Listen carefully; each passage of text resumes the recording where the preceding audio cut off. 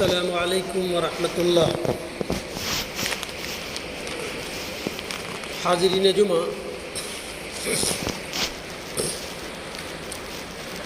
پچھلے خطبہ میرا موضوع تھا پیارے نبی صلی اللہ علیہ وسلم کا ظہور، یعنی نبوت محمدی کا ظہور۔ کچھ حد تک آپ سے مخاطب ہوا تھا، لیکن نبی اکرم صلی اللہ علیہ وسلم کی شخصیت کا وہ معیار ہے کہ اگر انسان اپنی زندگی کے ہر سانس تک ساری انسانیت مل کر کے بیان کرتی رہے، تب بھی آپ کا بیان، آپ کا جو معیار کردار ہے اور شخصیت ہے وہ ناکافی ہوگی۔ بہرحال آج میرا موضوع ہے پیارے نبی صلی اللہ علیہ وسلم کا مثالی کردار، کیریکٹر، چرتر، بیہیویئر جس کو بولتے ہیں، دوسرے سے ملنے جلنے کے طور طریقے۔ انسان کے کردار کی سب سے پہلی سیڑھی ہے کہ وہ کس سے کیسے مخاطب ہو رہا ہے، اس کی زبان کتنی میٹھی ہے، کتنا ترشرو ہے، اس کی زبان میں کبر و نخوت تو نہیں ہے، وہ زمین پر نمرود اتر کر کے تو نہیں آ جا رہا ہے، کس کو کیسے بولنا ہے، کیسے کس سے برتاؤ کرنا ہے، وہاں اسے برتاؤ کی سب سے پہلی سیڑھی زبان ہے، مکالمہ ہے، مخاطبت ہے، بات کرنا ہے۔ حاضرین، پیارے نبی صلی اللہ علیہ وسلم 22 اپریل 9، 17، 12 یا 22 ربیع الاول، 1 عام الفیل اور 22 اپریل 571 کو عرب میں پیدا ہوئے۔ 8 جون 632 12 ربیع الاول کو آپ کی وفات ہوئی۔ پیدائش میں مورخین کا، مفسرین کا اور محدثین کا تھوڑا سا کئیت روایت ہے کہ آیا آپ صلی اللہ علیہ وسلم کی پیدائش 9 ربیع الاول کو ہوئی، 12 ربیع الاول کو ہوئی، 17 ربیع الاول کو ہوئی، 20 یا 22، 4-5 اقوال ہیں۔ اس میں چند لوگ 9 کو قوی کرتے ہیں، چند لوگ 12 کو قوی کرتے ہیں۔ بہرحال آپ کی وفات 63 سال کی عمر میں ہوئی۔ آپ نہایت تندرست اور صحت مند تھے۔ بچپن میں یہ حال تھا کہ جو شخص دیکھتا وہ پکار اٹھتا، زبان سے اس کے بے ساختہ نکل پاتا، ان هذا الغلام لشأن، ان هذا الغلام لشأن، کہ اس بچے کو، غلام عرب میں بچوں کو بولتے ہیں، بچے کو بھی بولتے ہیں، غلام ایک لفظ ہے، کہ اس بچے کی شان نرالی ہوگی۔ بچپن سے جو دیکھتا وہ بے ساختہ کہہ اٹھتا کہ ان هذا الغلام لشأن، کہ اس بچے کی شان نرالی ہوگی۔ بڑے ہو کر آپ کی شخصیت اور بھی نمایاں ہو گئی۔ آپ کو دیکھنے والے آپ سے مرعوب ہو جاتے، پہلی نظر دیکھنے والے آپ سے مرعوب ہو جاتے، اور جب آپ سے مکالمہ ہوتا، بات کرتا یا کوئی معاملہ ہوتا تو زبان سے اتنے نرم، اتنی میٹھی زبان کہ وہ آپ کا گرویدہ ہو جاتا، آپ سے دور ہٹنے کی اس کی وہ نہیں ہوتی، چاہتا کہ آپ کے ارد گرد ہی رہے۔ اتنی میٹھی زبان، اتنا اچھا اخلاق، اتنا اچھا برتاؤ کہ لوگ آپ سے کتراتے نہیں۔ غریب سے غریب، امیر سے امیر یہ چاہتا کہ نبی اکرم صلی اللہ علیہ وسلم کی مصاحبت میں رہے، دوسرے کے احساس و جذبات کا وہ خیال۔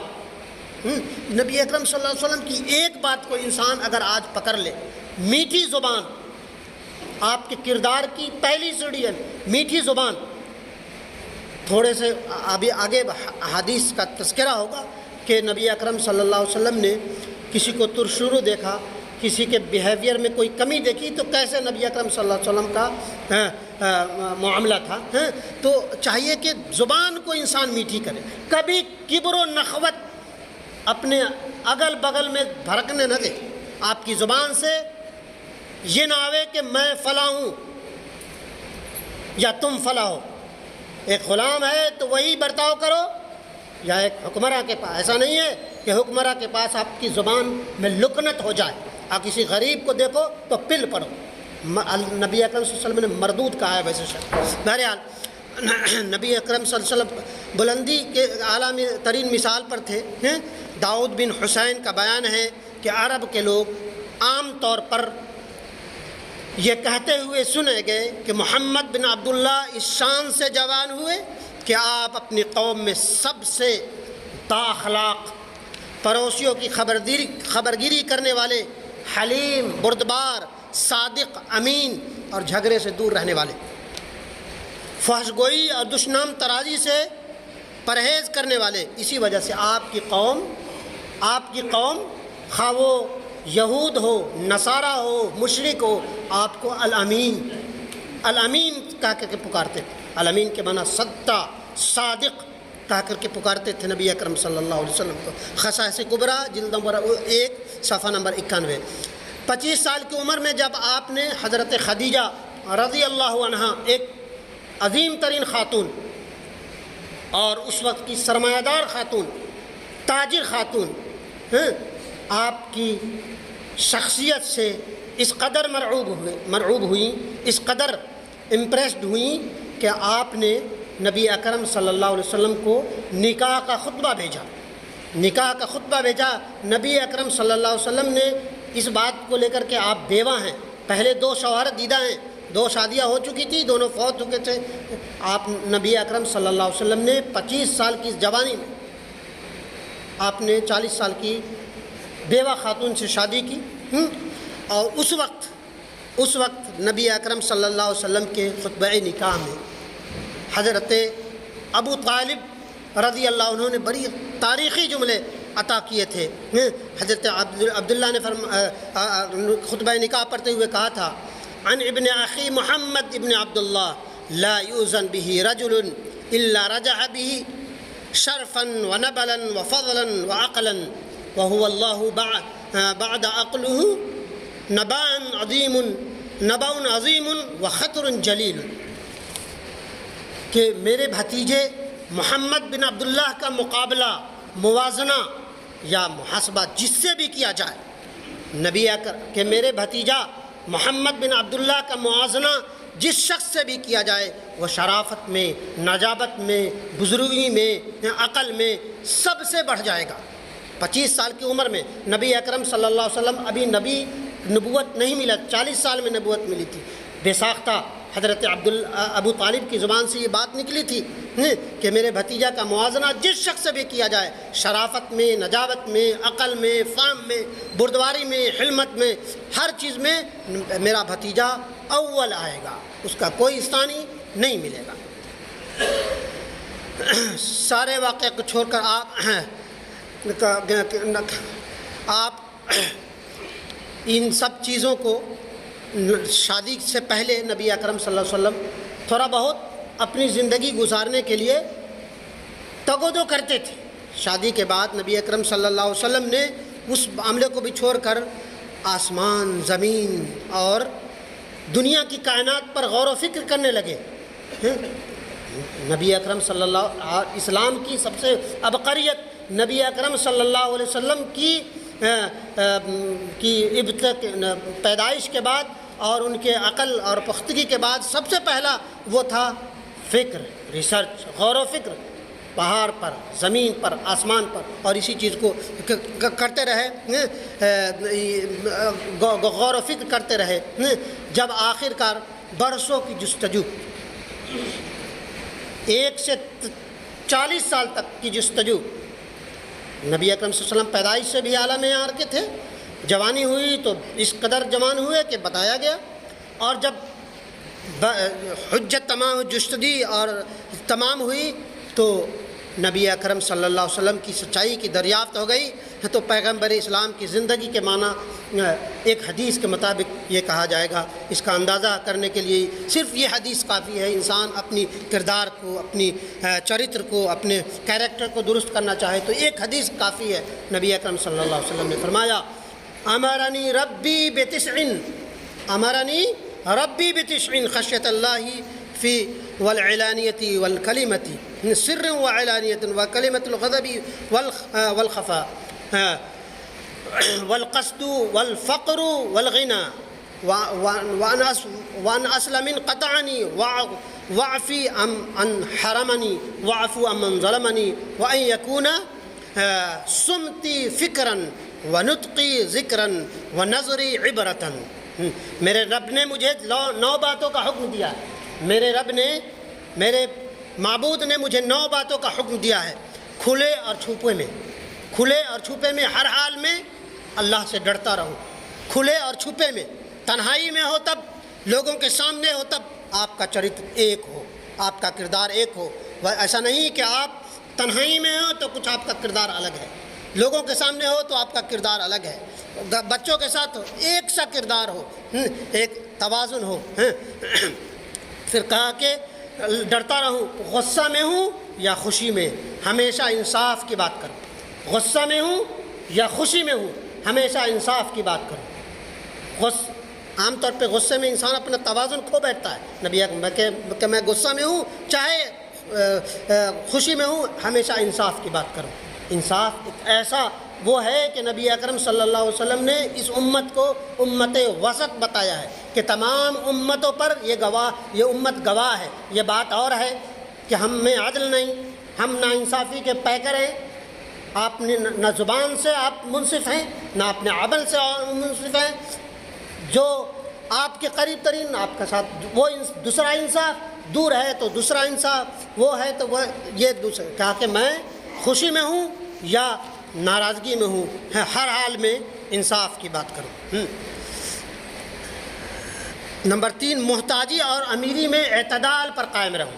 محتاجی اور امیری میں اعتدال پر قائم رہوں، کہ جو مجھ سے کٹے میں اس سے جڑوں، جو مجھ سے دوری بنائے میں اس سے جڑوں، جو مجھے محروم کرے میں اسے عطا کروں۔ نمبر 6، جو مجھ پر ظلم کرے میں اسے معاف کر دوں۔ سل من قطعک واعف عن من ظلمک واحسن الی من اساء الیک، کہ میں سل من قطعک، تم اس سے جڑو جو تم سے کٹتا ہے، واعف عن من ظلمک، انہیں معاف کر دو جو تمہارے ساتھ ظلم کرتا ہے، اور ان کے ساتھ اچھا سلوک کرو جو تمہارے ساتھ برا سلوک کرتے ہیں۔ واعف عن من ظلمک واحسن الی من اساء الیک، کہ وہ اس کے ساتھ بہتر سلوک کرو، اچھا سلوک کرو جو تمہارے ساتھ برا سلوک کرتے ہیں۔ نبی اکرم صلی اللہ علیہ وسلم کا یہ معاملہ تھا کہ میرا بولنا یاد الہی کا بولنا ہو، میرا بولنا یاد الہی کا بولنا ہو، میری خاموشی غور و فکر کی خاموشی ہو۔ میں جب خاموش رہوں تو میرا بولنا غور و فکر کی خاموشی ہو، ریسرچ کی خاموشی ہو، اور میرا دیکھنا جب میں دیکھوں تو عبرت کی نگاہ سے دیکھوں، ہر شخص کو عبرت کی نگاہ۔ یہ محض تقریری گفتگو نہیں تھی، یہ الفاظ خود نبی اکرم صلی اللہ علیہ وسلم کی زندگی میں تھے جو لفظوں میں زبانوں پہ اتر آئے۔ ایک روایت کے مطابق پیغمبر اسلام صلی اللہ علیہ وسلم نے ابو ذر غفاری رضی اللہ عنہ عقل مند کہ کیا فرمایا کہ عقل مند شخص کے لیے لازم ہے کہ اس پر کچھ گھڑیاں ایسی گزریں کہ اس گھڑی میں جب وہ ہو تو اپنے رب سے باتیں کرے، کچھ گھڑیاں ایسی گزرے 24 گھنٹے میں کہ وہ اپنے رب سے باتیں کرے، ایسی گھڑی جب کہ وہ اپنی ذات کا محاسبہ کرے، اپنی زندگی کا ٹیلی کرے کہ آپ نے زندگی پورے دن میں کتنا جھوٹ بولا، کتنا سچ بولا، کتنا کمایا، کتنا اچھی جگہ کمایا، کتنا بری جگہ کمایا، کتنی زبان بولی، کتنے کو تکلیف پہنچائی، کتنے کو خوش کیا۔ یہ ساری چیزوں کا محاسبہ کر، میرا وقت گزرے، میری گھڑیاں ایسی ہوں کہ میں اپنا محاسبہ کروں، ایسی گھڑی ہو کہ اپنے رب کی تخلیق پر غور و فکر کروں، ایسی گھڑی ہو کہ کچھ اپنے کھانے پینے کے لیے بندوبست کروں۔ حاضرین، اور اس طرح کے اور بھی احادیث ہیں نبی یہاں وقت اجازت نہیں دیتا کہ بہت ساری باتیں کی جائے۔ ام سلمہ آپ صلی اللہ علیہ وسلم کی بیہیویئر تو پوری زندگی وہ تھی کہ آپ ایک بڑھیا کے گٹھری کو اس کے وہ تک پہنچنے کے لیے آپ نبی اکرم صلی اللہ علیہ وسلم اپنے کندھے پر لے کر اس کو دور تک پہنچانے چلے گئے۔ وہ اس خوف سے بڑھیا بھاگی جا رہی تھی کہ کسی نے ڈرا رکھا تھا، سماج کے اس پروپیگنڈا نے لوگوں کو خوف طاری کر دی کہ ایک ایسا شخص ہے جو اپنوں سے اپنوں کو دور کرتا ہے، جادوئی وہ رکھتا ہے۔ لوگ کانوں میں روئی رکھتے تھے، وہ بڑھیا بھاگی جا رہی تھی کہ میں چلی جاتی ہوں کہیں اور۔ نبی اکرم صلی اللہ علیہ وسلم نے دیکھا کہ ایک بوڑھی ماں کہیں جا رہی ہیں، نبی اکرم صلی اللہ علیہ وسلم جاتے ہیں، اس کا گٹھری اس کی بوجھ اپنے کندھے پہ لے جاتے ہیں، اس کو اس کی جگہ تک پہنچاتے ہیں۔ بوڑھی اماں کہتی ہیں کہ اپنا پتہ تو بتائے جا کہ میں تجھے کچھ نصیحت کر دوں۔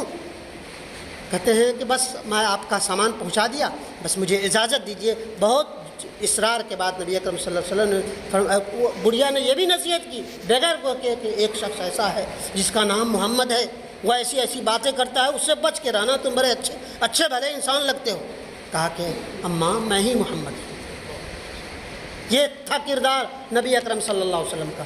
اور بھی بہت سارے وہ ہیں کہ ام سلمہ ہیں، ایک خادمہ تھیں، آپ کی خادمہ تھیں۔